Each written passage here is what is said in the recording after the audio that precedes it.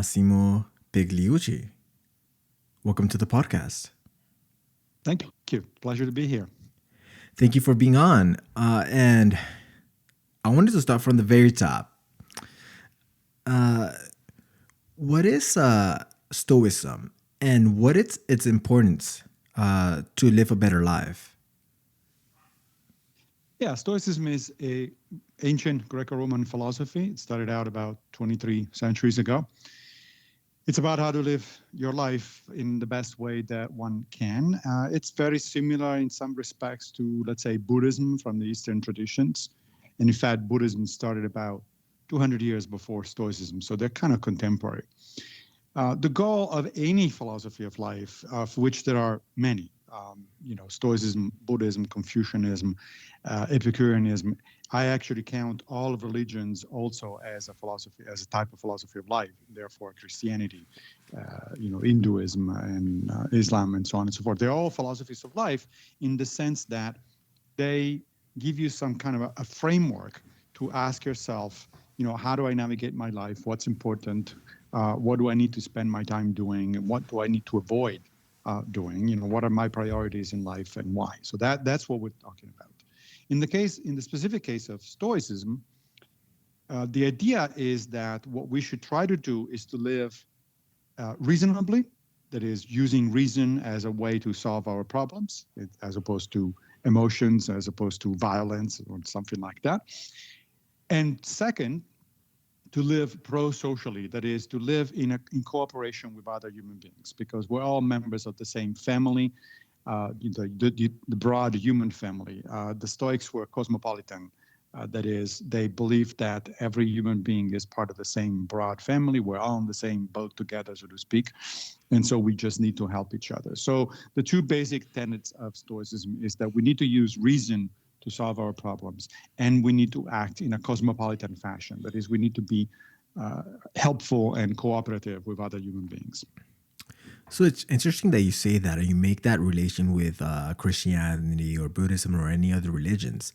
I'm not a religious person myself, but I've always thought that the Bible, for example, is a good framework to maintain a society, because a lot of the principles that the Bible includes, even though some not very, I should say, I mean, I wouldn't say ethical, but it could be for some people.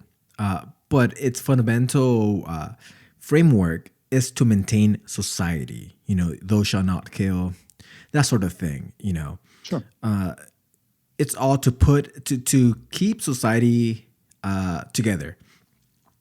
Now, one thing that I read in your book is, I don't want to mess this up, but I want to say Socrates. Socrates was the one that drank the poison. Yes. Right? And one of the things that he believed was that you can't change the law only because I'm probably paraphrasing, but you can't change the law only because you don't like it, only to suit your needs, right? You need to follow a rule, even though those rules may not apply to your life, but you need to follow the rules, and you can't change them only because you don't like them, only to suit your situation.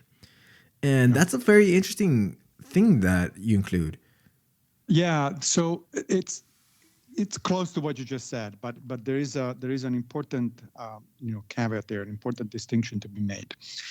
Socrates was okay with changing the laws if the people wanted to change the law, right? So we need, every society needs to, at least from time to time, change their laws, because the situations on the ground change. The society itself changes, and so the laws reflect, in a sense, societal changes.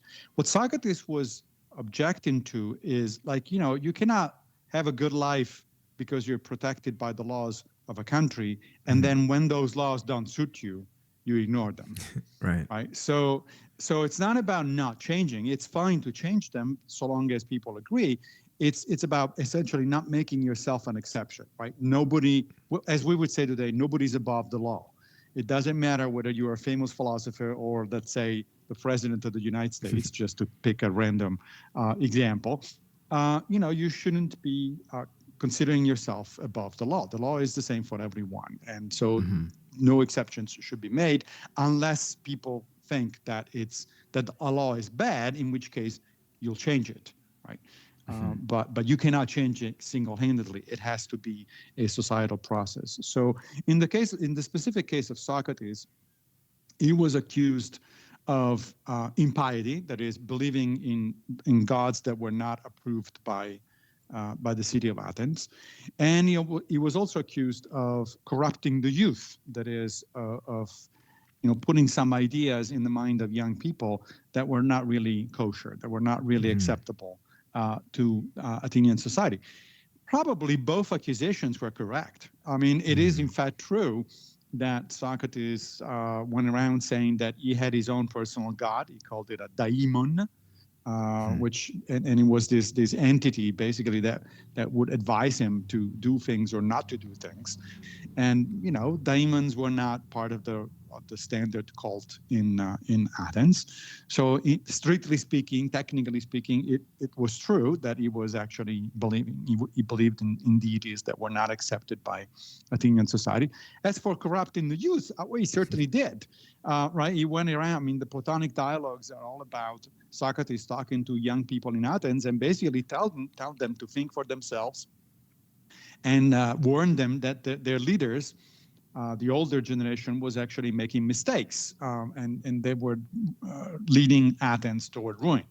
Now, of course, from a modern perspective, we would say, well, but somebody should have, anybody should have both freedom of religion, freedom of worship, right? So it doesn't matter whether the gods that you are that you believe in are or are not accepted by society, and people should have freedom of speech.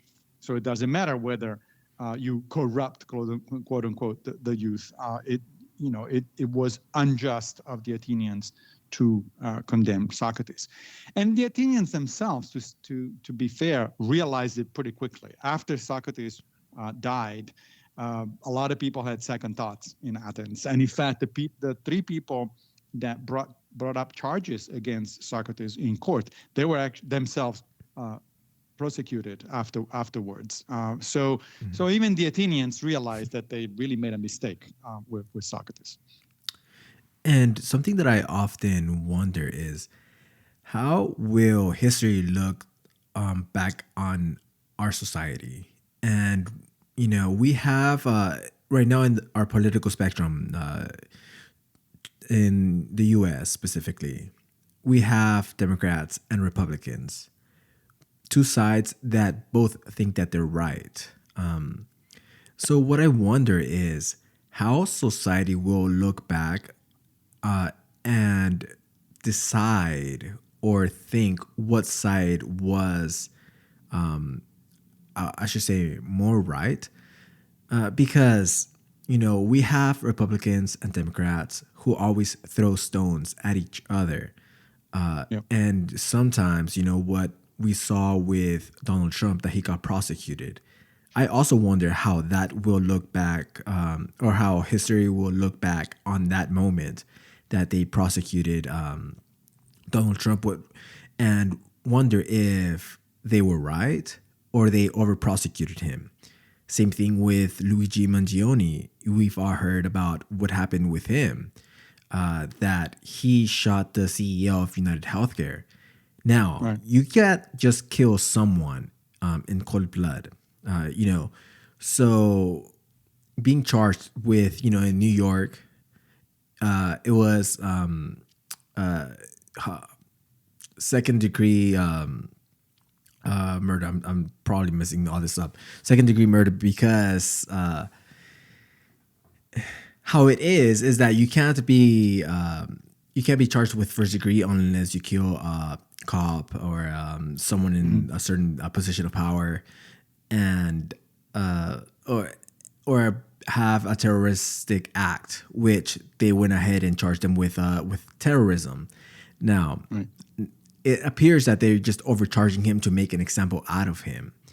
So I also wonder how society or how history will look back at that moment that they over prosecuted someone, because now you need to talk about what he did, and the reason that he did it. You need to talk about the motive. You can't talk about the situation about him killing the CEO without having to talk about the motive. Now that you need to talk about the motive, everyone's talking about what's going on in that situation.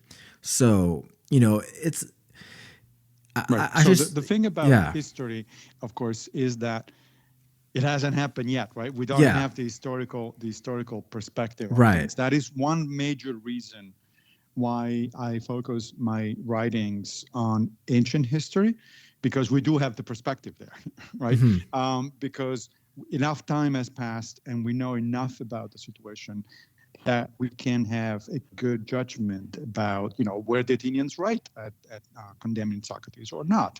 Well, we have a pretty good amount of time that has passed. People are not emotional about it Hmm. anymore, right?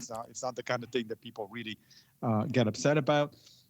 We have as much of the facts as one can possibly want, and therefore we can learn from those past events Hmm. with some kind of detachment.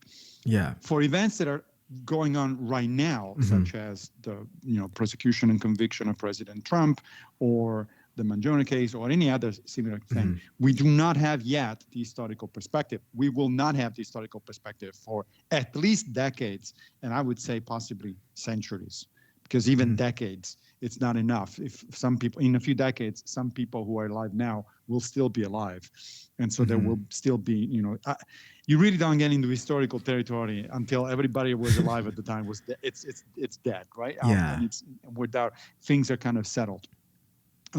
So it's difficult to tell how history will judge those specific events, because, of course, not enough time has passed. However, there is one thing we can learn from past history, from the study of actual history, that is, of Right. events in the past, right?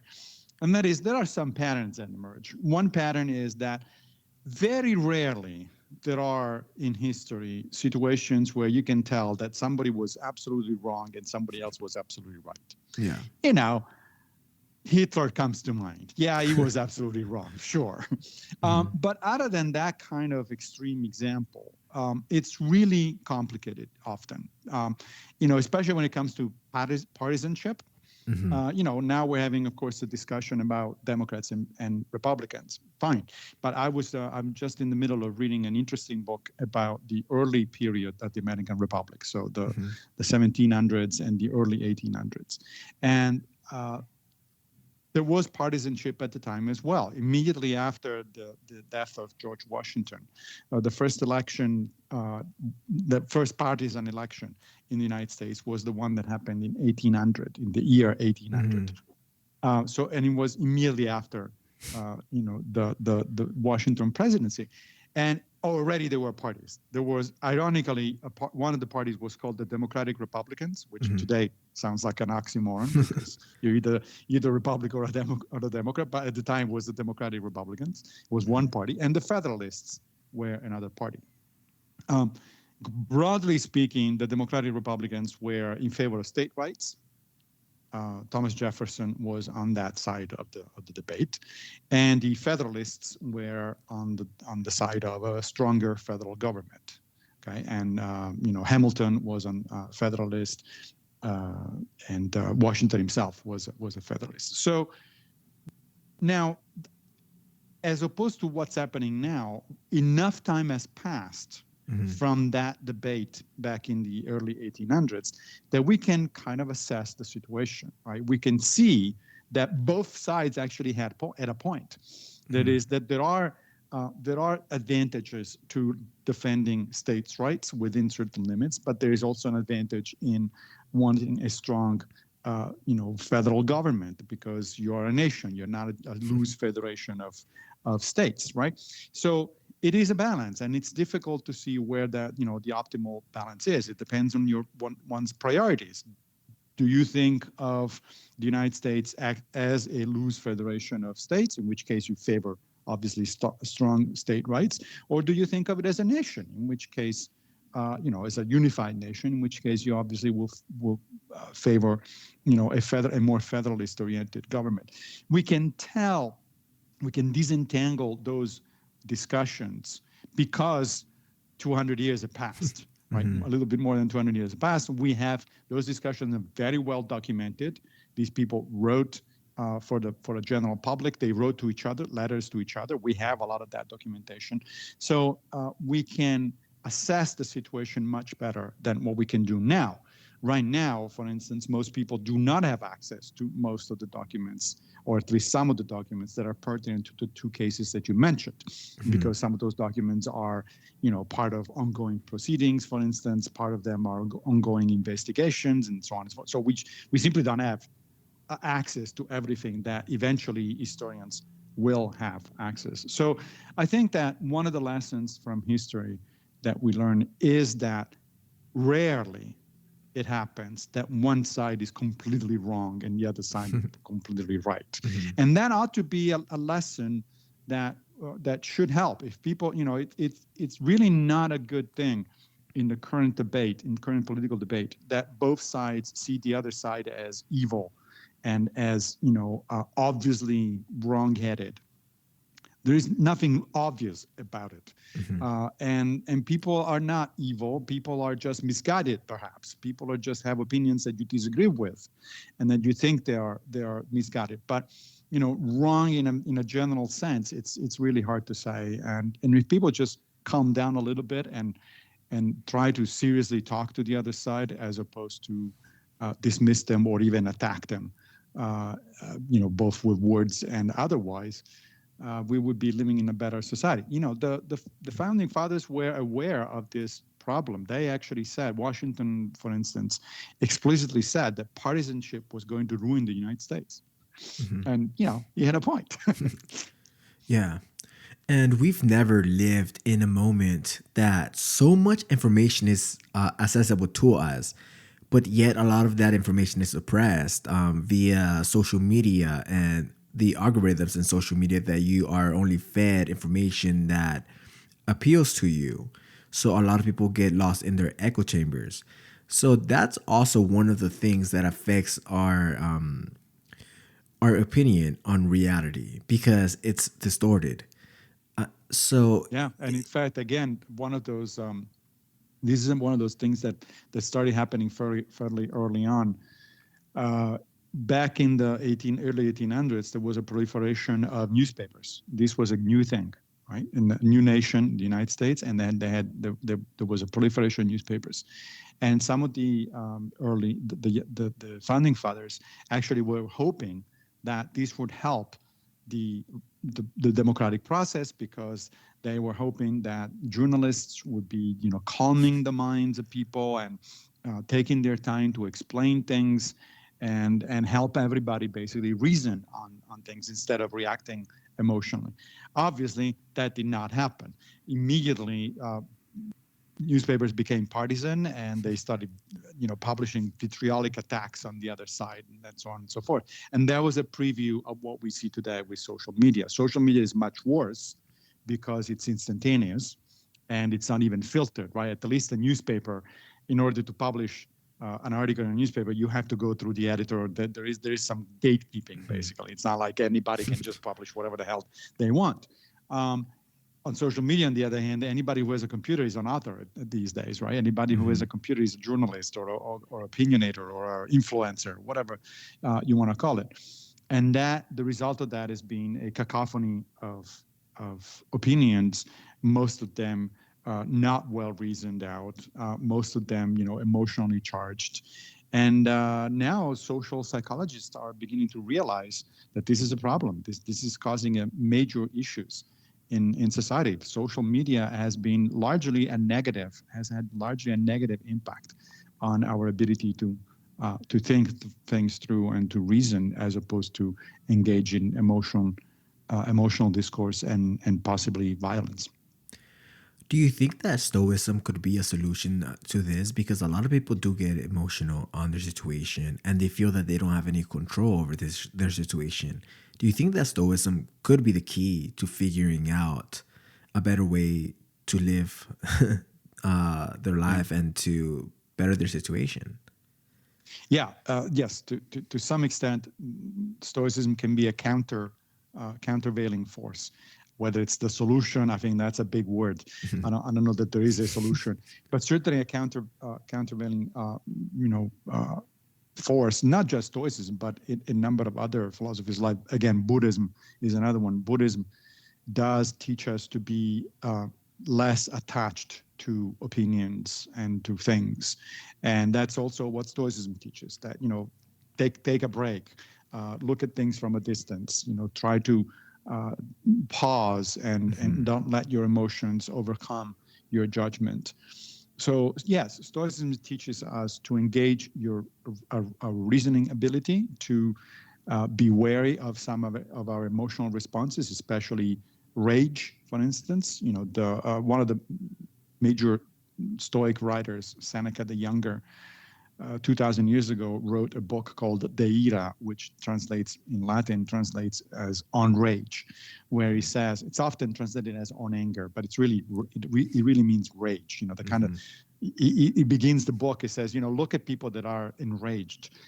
Their facial structure, it's completely altered. They look like beasts more than human beings, right? They're really upset. They're really angry. And he warned that kind of reaction, even when it's justified, people sometimes there's good reasons why people get irritated or people get upset and so on. But even when there is a good reason, if you let your anger escalate and you act on the basis of that anger, you're probably going to regret what you're doing, because you're going to be overreacting. You're going to start, punching somebody instead of arguing with somebody, or yelling at somebody as opposed to talking to somebody, and so on and so forth. So, yeah, I do think that practicing Stoicism, just like practicing Buddhism, is helpful for people, because they rediscover the value of reason, the value of giving yourself some space to calm down before engaging. Seneca on anger gives you very basic advice to manage anger, which is the same kind of advice you get from modern psychologists. He says, look, if you feel yourself getting angry, try to disengage from the situation. Go out for a walk. You go to the bathroom. Whatever it is that count until 20 or until 100, or take deep breaths. Anything that allows you to take some distance between your emotional response with your emotional response, so that then you can sort of calm down and ask yourself, why was I so upset? What might be a better way of responding to the situation? What exactly is the situation here? We were talking earlier, before we started this conversation, about the notion that the Stoics have, that a lot of things are not in our control. That we don't control other people's opinions, we don't control what other people say or do, and so on and so forth. What we do control is our reactions to those things, right? How we think about those things and how we act on those things.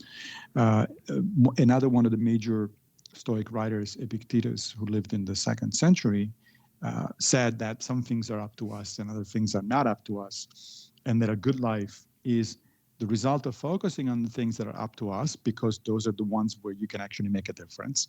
And then prepare yourself to accept with serenity and equanimity the things that are not up to us, right?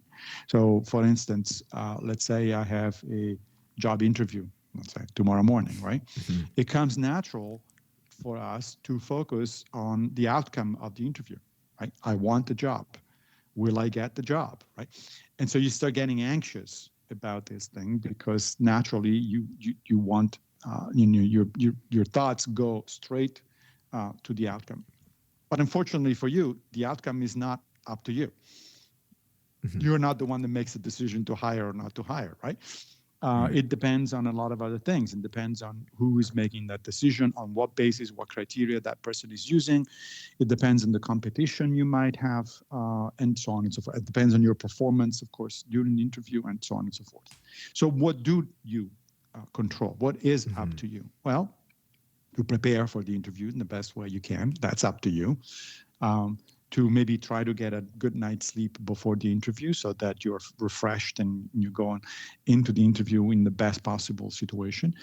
Try not to get late to the interview because that's non-professional, and so you will start out on a wrong foot if you actually showed up late.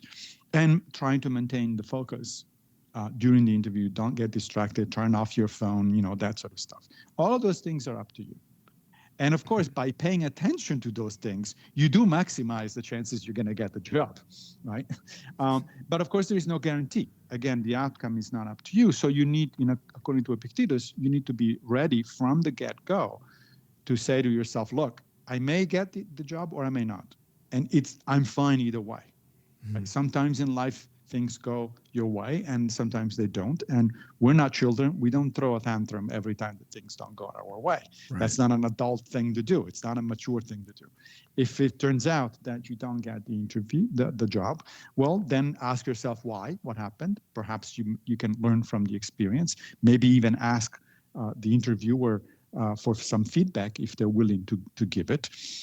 And then treasure that experience and move on. And you will apply for other jobs. There will be other jobs down the line. And I think more now than ever, now more than ever, people are looking for the key. And that's why Andrew Tate and Jordan Peterson, among other voices, are so popular because they praise this stoic way to live. So people want... I'm not a fan of either one of them. I have to say. So there is a thing that we need to make clear, I guess, because it may be helpful to your listeners, your viewers. So there is Stoicism, the philosophy, which is what we're talking about, the thing that started 2,300 years ago, that's similar to Buddhism, et cetera, et cetera. And then there is life hackery. There are people who look at Stoicism not as a philosophy of life, but it's just a set of tools on how to deal with specific situations, right? And the people you mentioned tend to be on the life hack side of things more than the philosophy side of things. Now, there's nothing wrong with life hacks. We all do it. We all go through life by using certain shortcuts, certain heuristics, certain ways of dealing with situations, right? So there's nothing wrong with that. If it's helpful, do it. And if it's not helpful, don't do it. However, a philosophy of life is much more than that. It's not about, let's say, well, let me give you the example of, perhaps it's easier to grasp the point if I give you an example not from Stoicism, but from Buddhism. Right? A lot of people know that Buddhism has comes with certain practices, like different kinds of meditation. Right. And the different kinds of meditations have different purposes. Some of them have the purpose to clear your mind. Others have the purpose of making you aware of your thoughts. Other ones have the purpose of increasing your care, your loving for other human beings, and so on and so forth. Now, meditation works. There's pretty good evidence that it does, right? The people have done studies on it. Meditation within limits, it doesn't cure cancer, but it does give you, an ability to deal with situations, stressful situations. It deals actually even the ability to deal with pain, with physical pain. So you can use meditation, different kinds of meditations, as a life hack. You can say, look, I have a problem. I'm stressed out. So I'm going to start meditating. And it works. But just because you meditate in order to reduce your stress, that doesn't make you a Buddhist. Right. Okay? You're not a Buddhist. You're simply somebody who meditates, borrows a technique from Buddhism in order to to address a particular problem, which is, being stressed. What does make you a Buddhist? You are a Buddhist, regardless of whether you meditate or not, by the way, because a lot of Buddhists don't actually meditate. You are a Buddhist if you agree with the Four Noble Truths, which are the basic fundamental, aspects of the philosophy of Buddhism. If you try to follow the Eightfold Path to Enlightenment, that's what makes you a Buddhist. Now, let's go back to Stoicism for a second. Therefore, Stoicism also comes with a bunch of techniques, right? For instance, one of them is try to keep a regular philosophical journal. Try to, every night before going to bed, the Stoics advise you to take a few minutes and reflect on what happened to you during the day, and then ask yourself, how did you handle things? Did you handle them well? Did you handle them not so well?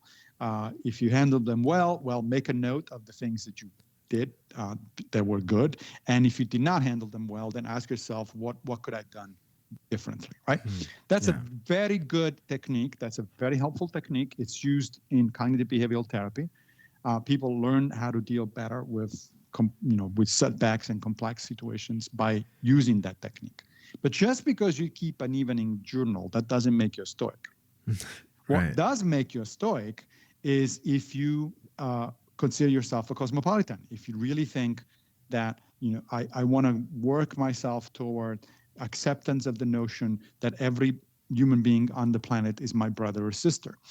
You are a Stoic if you practice the 4 cardinal virtues: wisdom, courage, justice, and temperance, right? So if every time you do something, you ask yourself, well, is this a wise thing to do? Is it courageous? Is it just? And is it temperate? If the answer is yes, then you go ahead and do it. If the answer is no, then you don't do it. That's what makes you a Stoic, not the fact that you use a particular technique. Yeah. So a lot of people are just looking for an easy answer, for like a blanket answer that if you do this, your life will just get better, without really studying what you need to actually do in order to improve your situation. But I think that, because of that, their voices are so popular. And this whole thing about you need to understand that you are able to control your situation. I think that's the biggest one, that you have the control, but you just don't have the control over every single aspect in your life. But if you have control over one thing in your life, that's enough for you to work towards improving your life. And something that this reminds me of, this whole thing about controlling your situation and being able to remain calm in certain situations, it reminds me of dads specifically telling their sons to man up and in a way to suppress their emotions. But what I kind of got out of that is that there's a lot that's lost in translation, that it's not about just hiding your feelings, but being able to understand your emotions and being able to remain calm. You don't have to just ignore those feelings, but just understand that what's going on, and being able to use what you know about, if you're getting angry, just remain calm. You don't have to yell and do all this or Exactly. Yeah. So what you're describing there is the attitude of Stoicism, and as opposed to the philosophy. So often writers trying to distinguish between the two by talking about Stoicism with a little s. That's the stiff upper lip, suppress your emotion kind of attitude, versus Stoicism with a capital S, which is the philosophy. You're right. Stoicism, the philosophy, does not teach to suppress your emotion. For one thing, because you cannot suppress your emotions. It's just not possible. Right. It's a thing. It's physiologically impossible. So it would be a waste of time.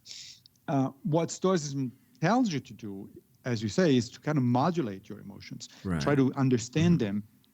In a sense, really talk to your emotions. For instance, we were using the example of anger earlier, right? What Seneca says is, okay, once you've gained enough time that your anger subsides, right? So notice, you do not try to suppress your anger, because that's not possible. What you try to do is you distract yourself, right? You go for a walk. Right, until the anger goes away by itself. It's not that you say, oh, no, I don't want to be angry. That's not going to work. You simply detach yourself from the situation. You decouple yourself from the situation, and then wait until the anger naturally subsides, because you can't be angry, if you don't actually sustain the the emotion. Once you get to that point of, anger has subsided, then ask yourself, what was I angry about? What kind of reaction would have been reasonable? What kind of reaction would have been more effective? So in other words, you analyze your own reactions, your own emotions, and you teach yourself how to do it better the next time. So, next time when I feel like I'm getting angry, instead of letting vocalization and yelling and all that sort of stuff, Right. I remind myself like, oh, wait a minute, we've been here before. This is not a good thing. So instead, I decided last time that what I need to do is to, on purpose, lower my voice. Seneca gives you these really amazing practical advice, right? He says, imitate calmness. When you're not calm, imitate calmness, and calmness will come. So pay attention to your own reactions and your face. Smile. So, but I don't feel like smiling. Doesn't matter. Smile, because by smiling, you will force yourself, your own reactions, to go in a different direction, because you create this situation where your facial expression is one of smile, but inside you feel actually you're getting angry. Your body doesn't know how to react to that sort of stuff. So the more you insist in taking the pose, basically, of a calm person, the more you actually calm yourself. So smile, lower the volume of your voice on purpose, right? You can do that. Right. You cannot suppress your anger, but you can definitely modulate your facial expressions and your voice. And by doing that, you end up actually controlling your anger. You actually end up sort of, stopping it from getting out of control. So that is what Stoicism is actually about. It's not about the stiff upper lip. It's about learning to know yourself, and learning what kind of reactions are actually more useful. Let me go back for a second to something you said a minute ago, which is, the reason like people like Jordan Peterson and others are so popular is because people want an immediate, fast, the bullet, the magic bullet, right? They want something to be, done. And that's unfortunate, because life is too complicated for silver bullets. That's the problem, right? I mean, and we encountered that sort of damaging attitude in other areas of life. That's the same reason why instant diets are so popular, right? We're now about to start a new year, and you can bet that come January 1st, you'll see a lot of newspapers and magazines and websites promoting the latest diet that is going to make you lose 30 pounds in 1 week and blah, blah, blah. And of course, we know, because there is a lot of evidence about this at this point, they don't work. It doesn't matter how much people will promise you that they're going to work. They don't. You may be able to lose 30 pounds in whatever, but then you're going to get them back. We know that because those are not sustainable. That kind of regime is not sustainable. What you need to, instead of that kind of drastic approach where you're going to stress out your body and it's going to be very unhealthy, and not only your body, your mind as well, it's going to be unhealthy both physically and psychologically. What you need is a slow change of attitude about eating. Right? That's what any doctor will tell you. And it's the same with Stoicism. No, you don't. There is no magic bullet by which suddenly you become a Superman who never gets angry or upset or something like that. That's not a thing. What it is constant work, day in and day out. That's how you improve. Right?